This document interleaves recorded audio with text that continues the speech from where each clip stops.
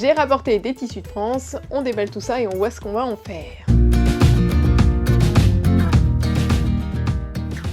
Ce genre de choses, c'est super enthousiasmant. Je suis sûre que vous voyez ce que je veux dire. C'est quand on a une liste de projets et qu'on en rajoute avec les nouveaux tissus qu'on vient d'acquérir. On s'imagine déjà dans le vêtement, c'est le bonheur. Bon, après, il y a la vie, le temps qu'on met à coudre quelque chose, et donc c'est un petit peu plus compliqué de passer du rêve à la réalité. Mais c'est une autre histoire. Aujourd'hui, on rêve, on imagine. Donc aujourd'hui, on va partir des tissus que j'ai rapportés de France la semaine dernière. Comme ça, c'est tout frais. Parce qu'on pourrait faire des vidéos de 10 heures sur tous les tissus que j'ai ici, mais c'est pas le propos. Là, on va rester focus là-dessus. En plus, pour les petits curieux, ça vous montrera un peu ce que j'ai récupéré. Donc là, on fait un peu des plans sur la comète, et puis on verra dans les prochains bilans couture que ça a donné effectivement, si j'arrive à coudre ces projets, dans quel délai, etc. Donc je vous conseille de vous abonner à la chaîne pour suivre les vidéos suivantes. D'ailleurs, pour les nouveaux sur cette chaîne, sachez que je ne suis pas une serial couseuse, je ne couds pas énormément, je couds plus ou moins ce dont j'ai besoin, parce que l'essentiel de mon activité, ça va être de faire des tutos et des formations couture pour les débutants. Et puis je couds aussi pour ne plus acheter de prêt-à-porter, pour réparer, pour upcycler, pour redonner vie à des vêtements, etc. Donc ça fera l'objet d'une prochaine vidéo aussi. J'ai pas voulu tout mélanger tous les projets ensemble. Les projets de réparation, etc. Je vous en ferai une petite vidéo sous peu. Abonnez-vous pour bien suivre ça. Abonnez-vous aussi à la lettre, puisque c'est dans la lettre du mercredi que je vous envoie les vidéos directement dans votre boîte mail avec de l'inspiration couture. Bref, vous ne regretterez pas. Et si vous regrettez, vous pouvez toujours vous désabonner. Bon, assez de blabla, vous êtes quand même nombreux à ne pas savoir exactement quel tissu choisir quand vous avez un projet. Ça vous met dans le doute et du coup ça vous paralyse, donc c'est quand même un gros problème.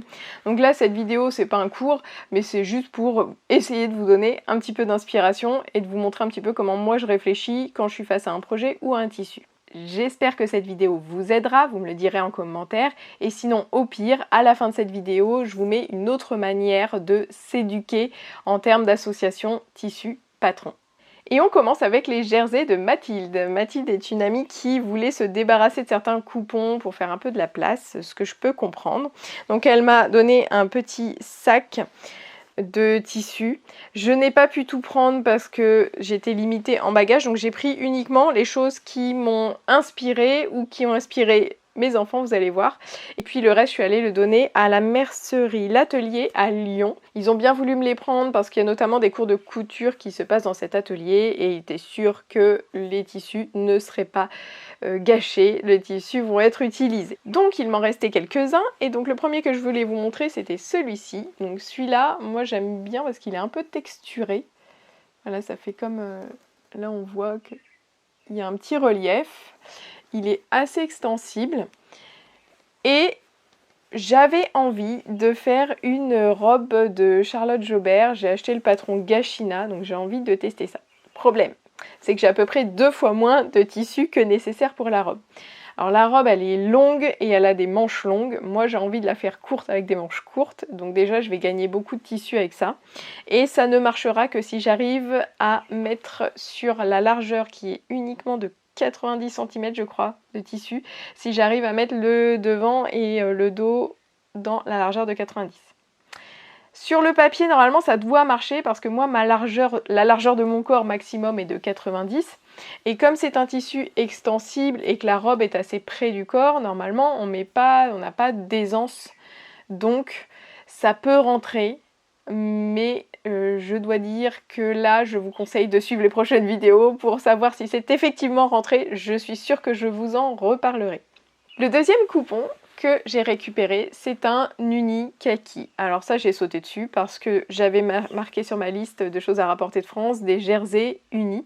Et le kaki, c'est une de mes couleurs, donc ça va très bien se passer. Le seul truc avec ce coupon-là, j'ai l'impression qu'il a un petit peu marbré. Hop. Alors c'est des traces, vous voyez, c'est de la teinture qui au lavage a créé des marbrures comme ça. Même en passant le fer à repasser, j'ai du mal à enlever. Mais c'est pas partout. Et il y a des endroits où c'est très très discret, donc je pense que j'arriverai largement à me faire un t-shirt dans ce mètre de tissu. Je crois que j'en ai 1 mètre sur 1,60 m, donc il y a largement de quoi faire. Sinon avec les parties qui ont des marbrures, je pourrais toujours faire des toiles, donc c'est des versions d'essai de certains patrons. Et après je m'en servirai pour l'intérieur des culottes de règles que j'ai prévu de faire aussi cette année. Je vous en parle un tout petit peu plus loin. Et puis ça peut aussi servir pour les fonds de culottes, etc. Bref, j'ai décidé de me lancer dans la lingerie si vous n'avez pas compris.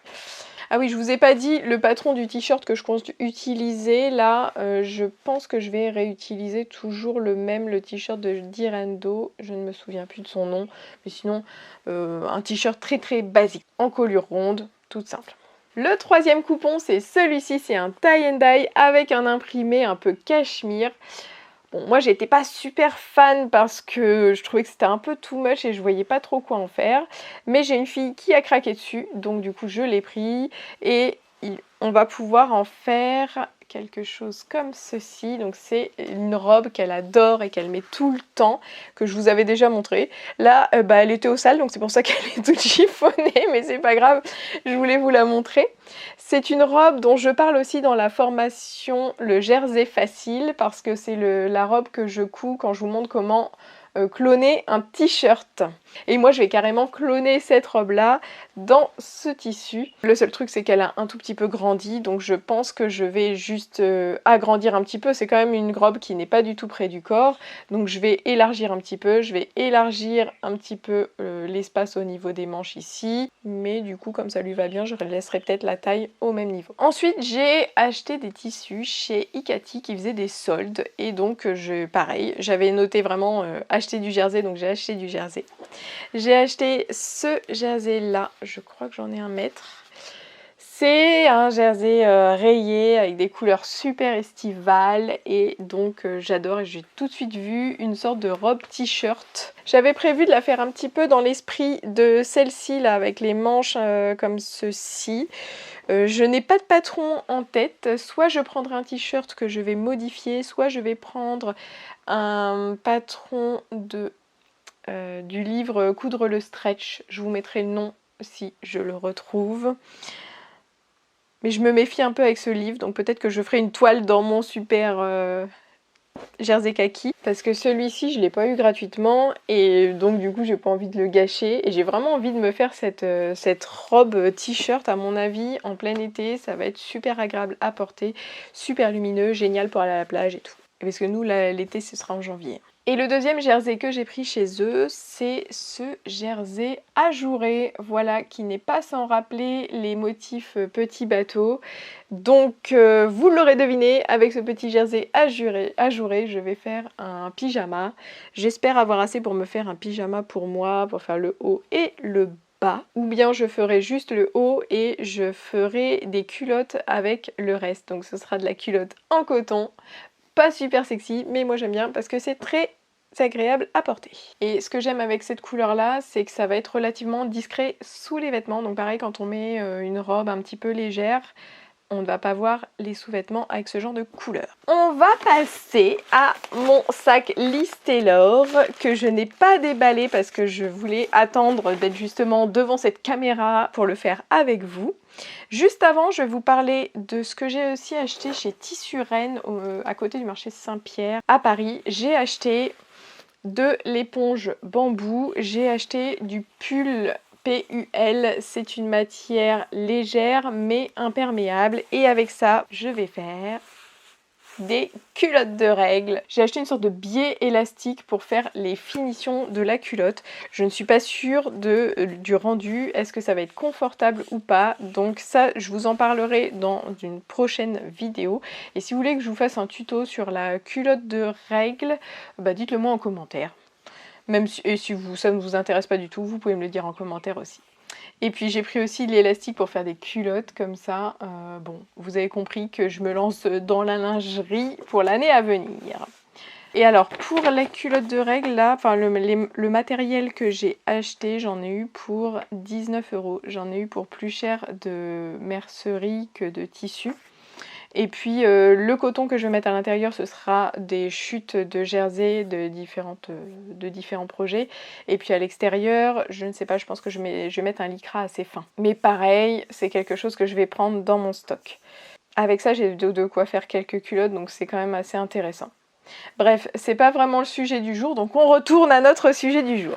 Et on va déballer ça ensemble. Je suis allée au magasin Liz Taylor, donc c'est pas vraiment un magasin, il est noté sur Google comme si c'était un magasin de couture, donc j'y suis allée comme ça, comme une fleur, mais en fait il faut prendre rendez-vous parce que c'est une sorte de showroom et les filles ont autre chose à faire que de nous accueillir. Donc là elles ont eu la gentillesse de m'accueillir quand même, alors qu'en plus elles étaient à 20 minutes de fermer. Donc je les remercie, c'était un super accueil, super chaleureux, bref, je recommande. Je change la configuration et je vous montre ce qu'on a là-dedans.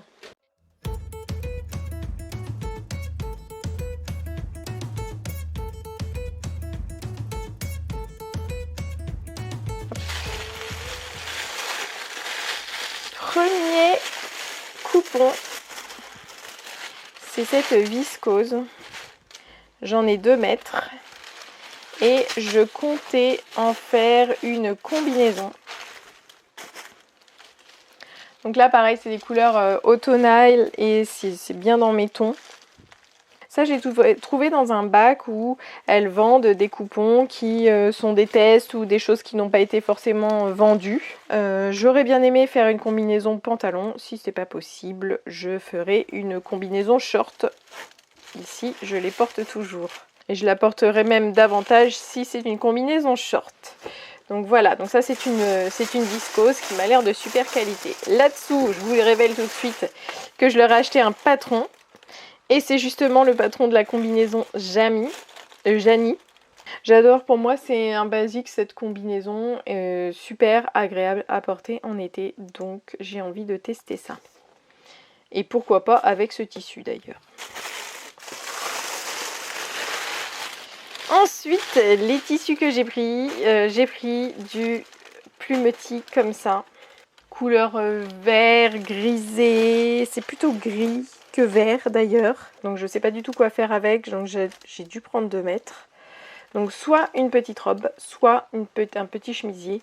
En tout cas, c'est de l'uni qui va très bien s'utiliser. Et ensuite j'ai pris ce tissu, c'est le même motif sur ces 2 tissus là. Ça c'est la version viscose, ça c'est la version maillot de bain. Donc ça c'est un tissu maillot de bain, on voit qu'il est bien épais. Je pense que c'est vraiment de la bonne qualité ce tissu de maillot de bain là. Ça n'a rien à voir avec la toile de mon maillot Castalia que je vous ai montré la semaine dernière. En termes de qualité, on n'est pas du tout sur la même chose. Je pense qu'un maillot dans cette matière-là va durer bien plus longtemps. Et j'ai notamment acheté aussi, parce qu'elle faisait des petites promos, le patron du maillot de bain Perla de Charlotte Jobert, toujours parce que je suis assez fan. Du coup, je pense que je vais faire un Perla avec ce tissu-là. Alors, effectivement, c'était pas le même prix. J'en ai eu pour 12 € et j'en ai que 70 cm. Donc je pense que j'ai assez pour faire le perla, mais va peut-être falloir faire un peu de Tetris, je ne sais pas. Si je n'ai pas assez, je ferai un maillot de bain type bikini, tout simple, parce que le tissu se suffit à lui-même, il n'y a pas besoin d'une forme très compliquée de maillot. Et puis dans cette viscose, je ne sais toujours pas ce que je vais faire, mais pareil, j'adore. J'adore le petit imprimé fleur avec les petits cœurs là. C'est super et je pense que je ferai plutôt quelque chose comme une robe d'été, une robe super légère, j'en ai toujours besoin. Donc là ouais, j'en ai 1,60 m. Alors à votre avis, quel type de robe irait bien avec cette viscose là? À vos claviers, écrivez-moi un commentaire, je ne sais pas, pour le moment je n'ai pas encore décidé, mais je suis sûre qu'il y a un certain nombre de patrons qui pourront le faire. Voilà, si vous avez vraiment quelque chose qui vous vient à l'esprit, dites-le moi. Et puis ce que j'ai acheté avec, et qu'il ne faut pas oublier quand on coud des maillots de bain, c'est de la doublure de maillot. C'est une doublure qui va permettre d'être confortable dans son maillot et de sécher assez rapidement.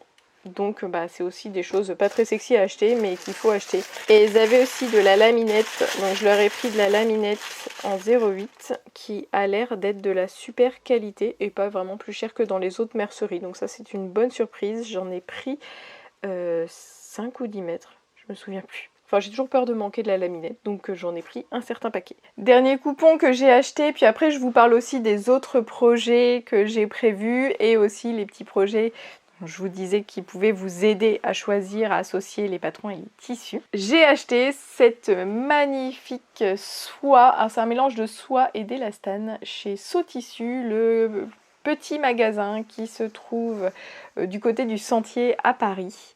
Je suis passée devant et je me suis dit que j'allais rentrer. Cindy en avait parlé, elle avait dit du bien, elle avait dit que c'était des tissus de bonne qualité. Et c'est vrai que souvent quand je vais en France, moi c'est ce que je cherche, du tissu plutôt de bonne qualité. Ici j'ai du tissu qui n'est pas bio, qui n'est pas forcément de très bonne qualité, mais qui est moins cher. Donc c'est vrai que souvent j'achète mes tissus ici et maintenant j'essaie d'en acheter de moins en moins. Mais là, j'avais prévu de prendre de la qualité et je voulais une bonne soie. Donc je lui ai demandé de la soie. Il m'a montré tout ce qu'il avait. C'était super intéressant. Il a même brûlé un petit peu des tissus pour me faire sentir cette odeur caractéristique de la soie brûlée. Vous savez que quand vous avez un polyester, ça va vous faire, quand vous le brûlez, une petite boule un petit peu dure, une boule de plastique en fait, tout simplement, puisque le polyester, c'est une sorte de plastique. Mais quand vous brûlez de la soie, comme c'est une matière naturelle, vous avez une odeur un petit peu de corne brûlée, je crois, ou un peu de cheveux brûlés. Enfin, vous sentez que c'est quelque chose de presque vivant. Donc là, c'était le cas, il y a un peu d'élastane, donc il y a un petit peu de plastique quand même dedans. Mais du coup, ça lui donne un côté un tout petit peu extensible et qui va être super agréable à porter. Le fait qu'il y ait de l'élastane va nous permettre, avec cette soie, de faire un vêtement qui va pouvoir être près du corps à certains endroits sans nous empêcher de respirer ou nous empêcher de bouger sans craquer quand on va bouger. Donc ça va être intéressant. Là pour l'instant, si vous avez des idées, moi je n'ai pas encore déterminé exactement le modèle, mais j'aimerais faire une robe avec ce tissu là. Donc il est plutôt vert d'eau et il est un peu sergé. Alors, je pense que ça ne se voit pas. Et il a un joli tombé, assez léger. Je voyais bien un col un petit peu bénitier. Et après, c'est le flou. Donc si vous avez des idées, je prends.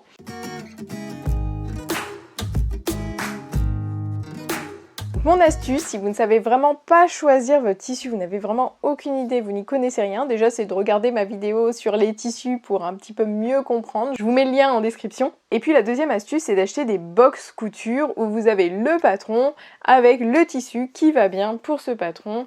C'est prévu pour, vous avez la quantité qu'il faut et ça vous met à l'aise. Alors je vous dis pas de faire ça pour tous les projets, mais peut-être au début pour vous lancer, pour débloquer quelque chose et après vous allez être lancé. Donc je vous en ai parlé la semaine dernière, moi j'ai acheté un pack maillot de bain chez Charlotte Jobert.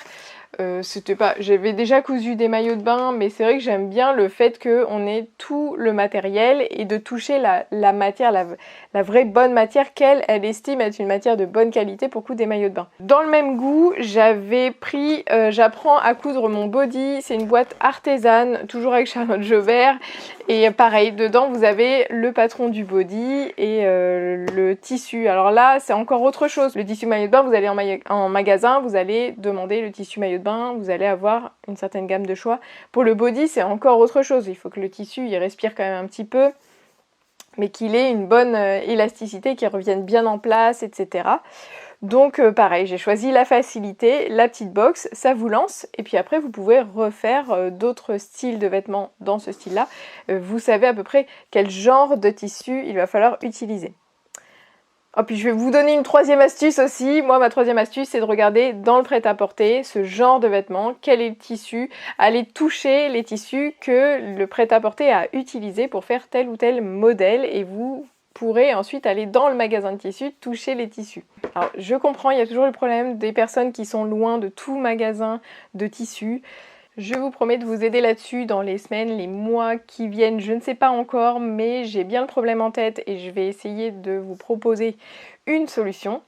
Donc je vous le redis, abonnez-vous et abonnez-vous à la lettre du Club Couture puisque c'est vraiment là que je donne toutes les infos sur la chaîne, sur l'espace formation. Vous serez sûr de ne rien rater. On se retrouve très bientôt avec un tuto cette fois parce que ça fait longtemps qu'il n'y a pas eu de tuto sur cette chaîne. Je vous remercie d'être resté jusqu'au bout de cette vidéo. Laissez un petit pouce en l'air et laissez-moi un petit commentaire. À très bientôt. Bye!